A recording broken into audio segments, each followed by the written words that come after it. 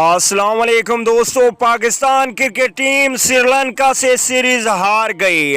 T20 में number 1 होने के बावजूद भी श्रीलंका की लूजलेस टीम से पाकिस्तान टीम T20 सीरीज हार गई।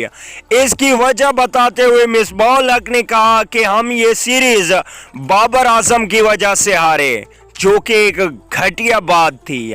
आइए मुकम्मल तफसील से आप लोगों को आगाह करते हैं, लेकिन उससे पहले अगर चैनल को सब्सक्राइब नहीं किया तो बराए मेहरबानी चैनल को सब्सक्राइब करें और साथ ही लगे बेल आइकन को ज़रूर इनेबल कर देना है। चलिए दोस्तों, बगैर कोई आपका कीमती वक्त से किए आपको बताते चले कि पाकिस्तान टीम T20 सीरीज 2-0 से हार चुकी है। अभी तीसरा T20 मैच होना बाकी है, लेकिन उस T20 मैच का कोई फायदा नहीं है क्योंकि Pakistan team T20 series already Sri Lanka से हार चुका है।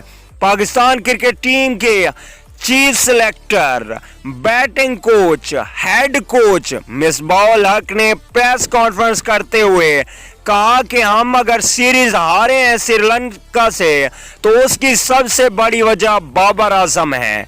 बाबर आजम ने स्कोर नहीं बनाए, इसलिए हम सीरीज हार गए।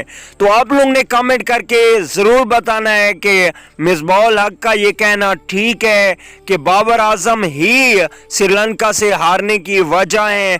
उनका कहना था कि इससे पहले बाबर आजम स्कोर करते थे और पाकिस्तान टीम जीत जाती थी, लेकिन इस बार बाबर आजम ने स्कोर नहीं किए, इसलिए हम सीरीज हार गए। तो दोस्तों, आप लोगों ने बताना है कि एक खिलाड़ी पे पूरी टीम डिपेंड कर सकती है। एक खिलाड़ी पे मेरे ख्याल से कभी भी डिपेंड नहीं करना चाहिए।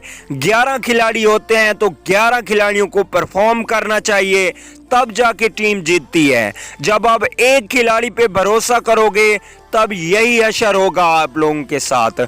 तो मिसबाह-उल हक का ये कहना सरासर गलत है कि हम बाबर आजम की वजह से हारे। हमेशा बाबर आजम पाकिस्तान टीम के लिए खेलते हैं। अगर बाबर आजम नहीं खेले तो आप सीरीज हार जाओगे। फिर 11 खिलाड़ियों की बजाय आपको पाकिस्तान टीम में एक बाबर आजम खिलाना चाहिए, क्योंकि बाबर आजम ही पाकिस्तान टीम को मैच जितवाते हैं। अगर बात करें अहमद शहजाद और उमर अकमल की, तो इनकी घटिया बैटिंग और घटिया फील्डिंग की वजह से पाकिस्तान टीम हारा है। इन 2 खिलाड़ियों को बाहर कर दो, पाकिस्तान टीम फिर से जीतेगी। अगली वीडियो तक के लिए इजाज़त दीजिए।